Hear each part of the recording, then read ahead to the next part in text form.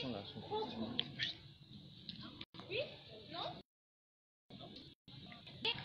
Le crocodile. Oui? Le crocodile. Et il s'y réveilla fort énervé. Qui est là? C'est moi, ta cousine. Comment ça, ma cousine? Moi, j'ai des écailles. Et toi, des plumes. Et si je t'attrape, je vais te manger. Et le lendemain, il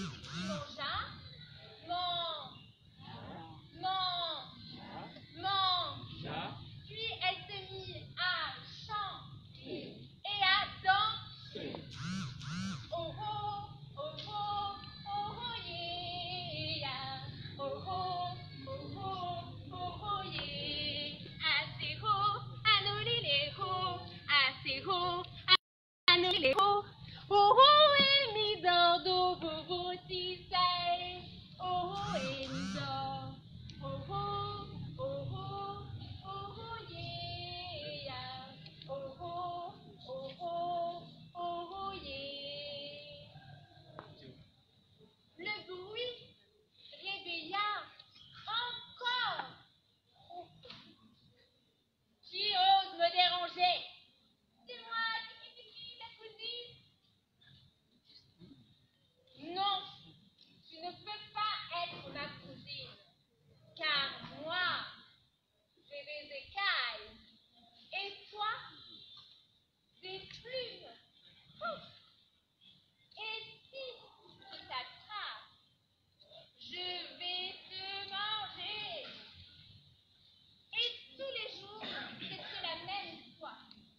Tiki mangeait, puis elle se mit à chanter et à danser. Et Crocomou était épuisé. Il était fatigué. Il n'arrivait plus à dormir depuis qu'une poule était arrivée au bord du fleuve. Et elle n'arrêtait pas de manger, de chanter, de danser. Et lorsqu'il voulait l'attraper pour la manger, elle lui disait qu'elle était sa cousine. Alors Crocomou lui disait non, car lui, il a des écailles, et la poule, elle a des plumes. Donc, il décida de partir de son village. Il marche, marche, marche, marche. Et enfin, il se rendit chez la belle grenouille pour lui demander conseil. Toc, toc, toc. Qui est là? C'est moi, Crocomou. Tu m'as l'air bien épuisé. Oh oui, c'est que je n'arrive plus à dormir depuis qu'une poule est arrivée au bord du fleuve. Et elle n'arrête pas de manger, de chanter et de danser. Et lorsque je veux l'attraper, elle me dit qu'elle est ma cousine. Alors je lui dis non, car moi, j'ai des écailles et elle a des plumes. Et si, répondit la grenouille, d'ailleurs, moi aussi je suis ta cousine. Comment ça, ma cousine? Mais ce n'est pas possible. Toi, tu as une faux. Et si, répondit la grenouille, d'ailleurs, nous sommes tous les trois des cousins et des cousines, car nous venons tous d'un même œuf. À présent que l'histoire est terminée, je vous invite tous et toutes à vous regarder. Regardez-vous. Regardez-vous. Saluez-vous. Saluez-vous. Allez-y. Saluez-vous. Saluez votre cousin, votre cousine. Et oui, nous aussi, nous sommes tous des cousins et toutes des cousines.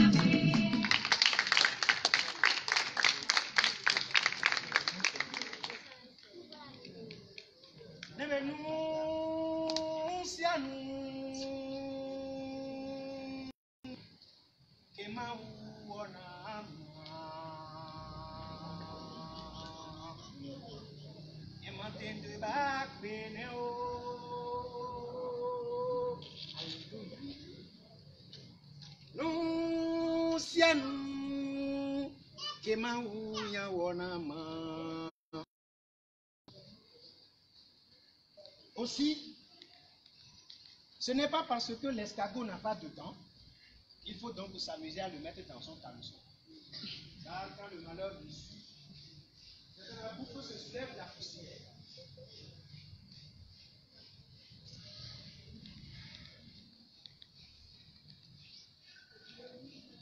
Mon grand-père m'a dit que le mensonge ne chape jamais à deux personnes à la fois.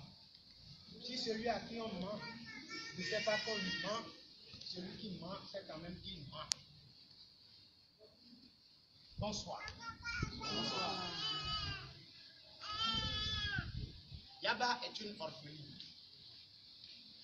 Sa mère était morte en lui donnant la vie. Très jeune, on l'a mariée à un homme Un homme jaloux, très jaloux. Si jaloux qu'il a quitté tout le monde pour aller s'installer au beau milieu d'une grande forêt avec sa femme. Cet homme, de retour de la chasse, trouve toujours une raison pour frapper sa femme avant de dormir. Un soir, l'homme a été particulièrement cruel. Après avoir frappé sauvagement sa femme, comme on frappe un esclave qui refuse de travailler, après avoir mangé, il prend son fusil de chasse et menace de la tuer. Yaba se sauve et veut rejoindre le village de ses parents. Or, le village de ses parents et le hameau de son mari sont séparés par une grande rivière. Et dans cette grande rivière, il y a un vieux caïman mangeur d'hommes. Une fois la nuit tombée, personne ne peut traverser cette rivière sans se faire dévorer par le vieux caïman mangeur d'hommes. Yaba seul au bord de la rivière, chante, pleure et prie. Et deux questions trottinent dans sa tête. Est-ce qu'il faut se retourner chez son mari ou est-ce qu'il faut se jeter dans l'eau dans l'espoir de retrouver son village? Si elle se retourne chez son mari, ce dernier va la battre avec son fusil de chasse. Et si elle se jette dans l'eau, le crocodile, le vieux caïman, va la dévorer. Que faire? Au bord de la rivière, seul, dans la nuit noire, Yaba chante, pleure et prie. Megazin dodo, maou megazin dodo, megazin dodo, dodo, dodo, maou megazin dodo. Eli, Eli, n'a bonye non la nuit. Seul au bord de la rivière, Yaba chante, pleure et prie. Soudain, quelque chose émerge de l'eau et nage vers Yaba comme une île flottante. Pour elle, sa vie s'arrête là. Pour elle, c'est le vieux caïman qui vient la prendre pour la dévorer. Yaba était là quand le vieux caïman est venu s'amarrer et lui a demandé de venir monter sur son dos, qui va l'aider à traverser la rivière. Yaba n'en croyait ni à ses yeux, ni à ses oreilles. Elle se croyait dans un rêve. Et puisqu'elle cherchait une solution à sa vie, elle est montée sur le dos du vieux caïman dans son rêve. Et le vieux caïman l'a aidé à traverser la rivière. Arrivé de l'autre côté de la rive, le vieux caïman, avant de laisser Yaba partir chez ses parents, lui a dit que le secret devait rester entre eux deux et que personne d'autre ne doit être informé de ce qui vient de se passer. Pendant que le vieux caïman et Yaba étaient en train de se parler, il y avait une petite tourterelle en haut qui avait vu toute la scène et qui avait aussi tout entendu. Cette petite tourterelle, avec son esprit de tourterelle, s'est donnée pour responsabilité de surveiller Yaba partout pour voir si un jour elle va révéler le secret à quelqu'un. Yaba est rentrée dans son village dans la nuit noire. Elle est allée frapper à la porte de son père. Son père ne pouvait pas croire que sa fille pouvait traverser cette rivière cette nuit-là et venir lui frapper la porte. Donc pour son père, un esprit maléfique qui a pris la voix de sa fille pour venir lui faire du mal. Alors depuis sa chambre, il a commencé par dire des incantations pour chasser l'esprit maléfique qui vient lui faire du mal. Là-bas, a pris peur et est allé frapper à la porte de celle qui a remplacé sa mère. C'est comme si elle a appliqué une formule chimique dans un laboratoire. Tout réactif, les mêmes réactifs mélangés dans les mêmes conditions de température et de pression donnent le même résultat. C'est la même réponse. Depuis sa chambre, celle qui a remplacé sa maman a commencé par dire des prières pour chasser l'esprit maléfique qui a pris la voix de la fille, sa co-épouse, pour venir lui faire du mal. Yaba, terrifié par cette situation, est allé s'asseoir sur le banc public. L'histoire dit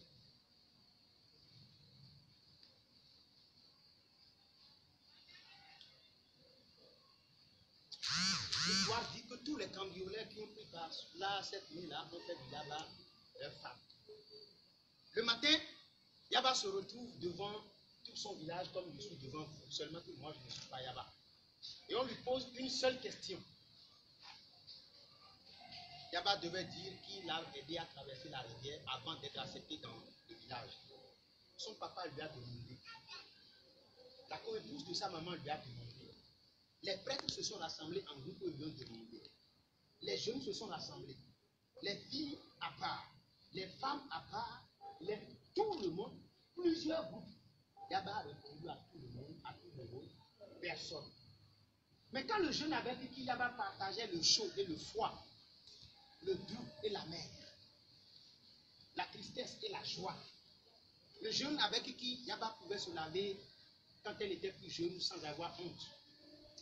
Le jeune avec qui Yaba pouvait manger de peu de manioc braisé qui lui reste sans se sentir gêné. Quand ce jeune s'est approché de Yaba pour lui demander, Yaba, entre toi et moi, qui t'a fait traverser la vie. Et par amour, Yaba a révélé à son amour que c'est le vieux Caïman qui l'a aidé à traverser. Je vous remercie. Nous avons plus par amour.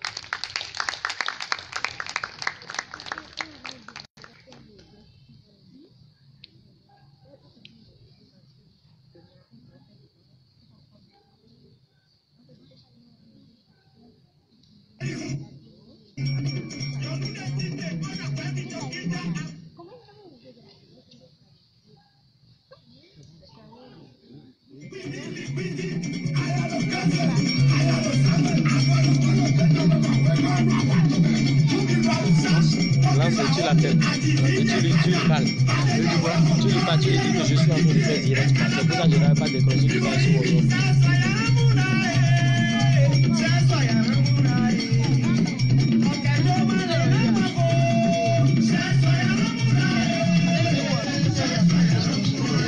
Ça va très bien.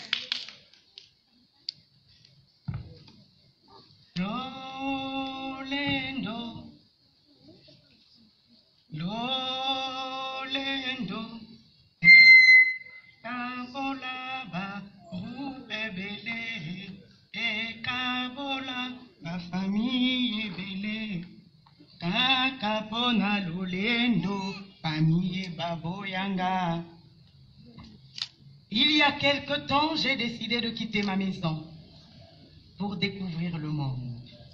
Alors, j'ai pris mon sac et ma gourde et je suis partie. Je suis partie à la découverte de nouveaux horizons. Et j'ai parcouru plusieurs pays et villages. Là-bas, j'ai appris des choses. J'ai écouté des histoires. Et je suis devenue une simple vagabonde. Ce soir, je me présente devant vous.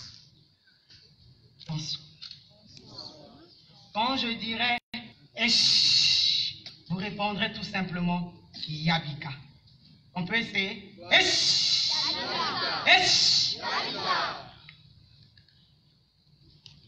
Dans un village, quelque part en Afrique, vivait une femme belle, très belle, comme vous pouvez l'imaginer. Cette femme belle s'appelait Mbalula. Mbalula était belle et gentille. Tout le monde l'aimait dans le village. Mais Mbalula ne pouvait pas avoir d'enfant.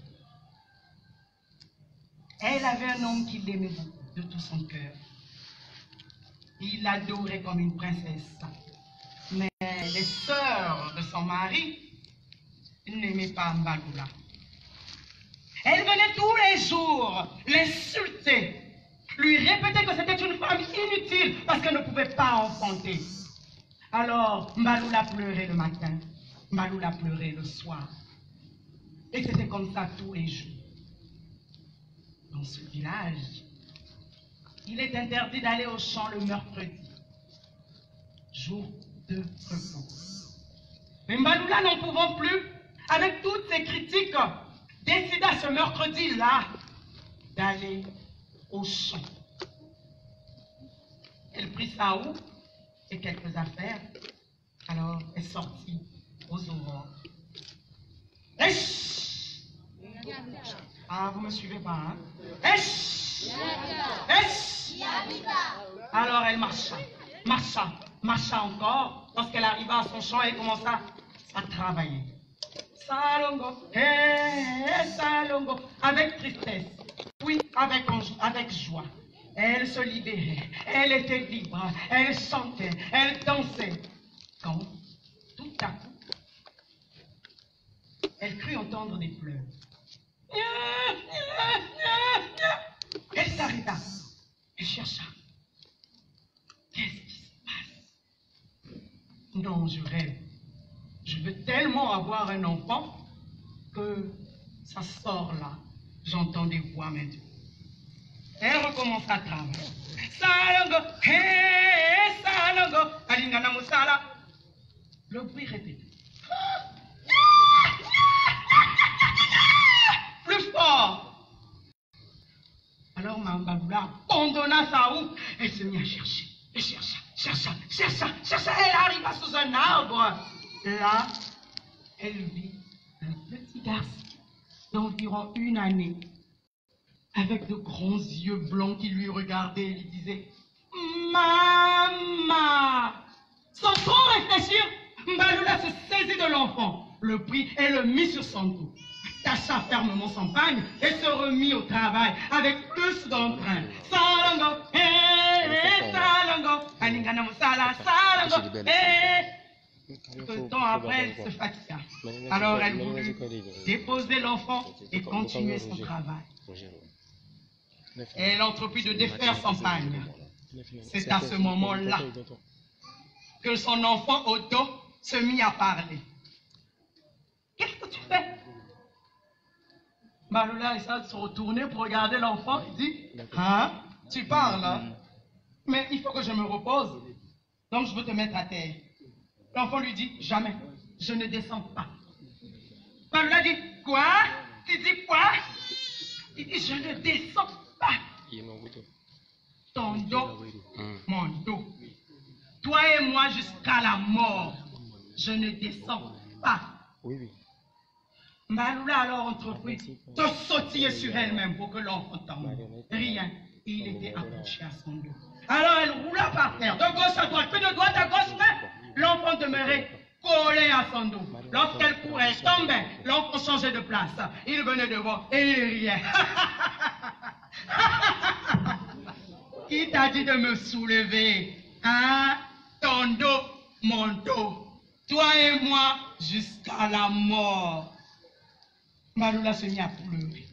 Elle court, elle se cognait contre un arbre, rien à faire. L'enfant passait de côté gauche, il riait.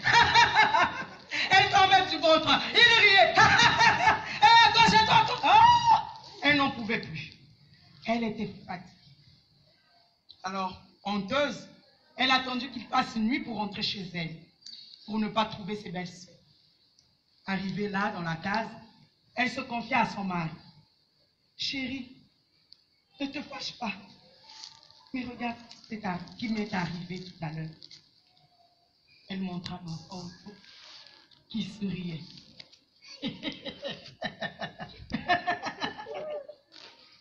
Le mari surpris demanda à sa femme où est-ce qu'elle avait trouvé cet enfant qui ne leur appartenait pas. Mbalula eut très peur que son mari se fâche contre elle. Alors elle expliqua doucement. Chérie, ce n'est pas de ma faute. J'ai vu un enfant et je l'ai pris sous mon lit. Maintenant, il ne veut plus descendre. Le mari dit, ah non, non, non, ça ne va pas se passer comme ça. Il prit un bois de foufou. Ah, il tapa sur le dos de sa femme. Et l'enfant diable disparut pour apparaître là, tout souriant. Tantôt mon dos, toi et moi jusqu'à la mort. Le mari surpris, tapa de nouveau. L'enfant disparut et se mit de côté. Tantôt mon dos, toi et moi jusqu'à la mort. Et pendant qu'il tapait sa femme, elle criait de douleur. Ah, tu me fais mal! Parce que tout ce qu'il faisait tombait sur Maloula. C'est elle qui avait mal, mais l'enfant n'avait rien du tout. Alors ils s'assirent tous les deux et se mirent à pleurer. Ils pleurèrent jusqu'au lever du jour. Là, tous les villageois, curieux, vinrent écouter la fameuse histoire de Mambaloula. Alors, le chef du village entreprit de chercher un devin. Vous savez qu'à cette époque-là, il fallait aller très loin pour trouver un féticheur. Et il fallait marcher pendant des mois avant de le rencontrer, de parler avec lui, d'arriver à le convaincre de le ramener au village. Et ça prenait encore des mois pour revenir. Pendant ce temps, Mambaloula ne dormait plus. Elle ne mangeait plus. Elle ne se lavait plus. Elle sentait mauvais. Et son mari pleurait. Et elle pleurait avec lui. Il pleurait le matin, il pleurait à midi et il pleurait le soir. Esh! Esh! Le temps que le féticheur arrive au village, Mambaloula se mit à genoux dans sa chambre toute seule. Et elle se confia au Nzambiampungu, le Dieu Tout-Puissant, de la pardonner si jamais elle avait péché, mais de la libérer si elle était vraiment sa fille. Alors elle se mit à chanter et à prier.